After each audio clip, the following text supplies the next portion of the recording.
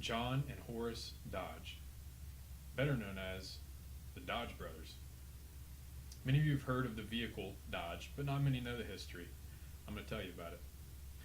John and Horace Dodge started out in the late 1800s making bicycles. They got bored of that, so they decided to make auto parts.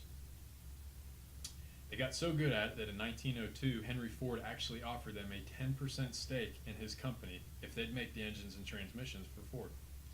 So they used this avenue to make a manufacturing facility in Detroit, where they continued to make engines, transmissions, and other critical components of the Model T. After about a decade, they got fed up with Ford's lack of improvement initiative, and they decided to split off and make their own car company. And if you're wondering, was Ford's success pretty dependent on the Dodge brothers and their production? You bet it was. In 1914, the first Dodge vehicle went into production named Old Betsy. Old Betsy was known for her reliability and high quality and good workmanship. The Dodge brothers actually carried out their own testing practices on its vehicles by crash testing them into walls, and they even were seen throwing tires off of buildings and things of that nature just to test durability and get an idea how high quality their parts were they were putting on their vehicles. So the Dodge vehicles were pretty prevalent in war history also. They were used in field testing against the Mexican army, used in World War I and II, and famously driven by the great George Patton. Tragically, the brothers died in 1920 of influenza, just months apart from each other. But their legacy carried on and remained the pinnacle of reliability in the automotive industry.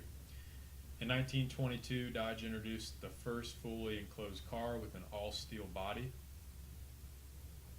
Several years after the death of the Dodge brothers, the widows sold the company for $146 million to an investment bank.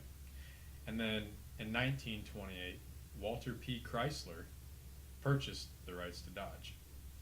Chrysler made some improvements like draft-free ventilation, improved suspension, hydraulic brakes, and floating power, which was a fully rubberized engine mount.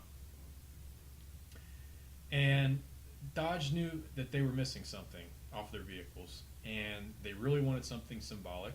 So they held a meeting in 1933 with a designer of the Fairbanks family, and he introduced to them a ram ornament.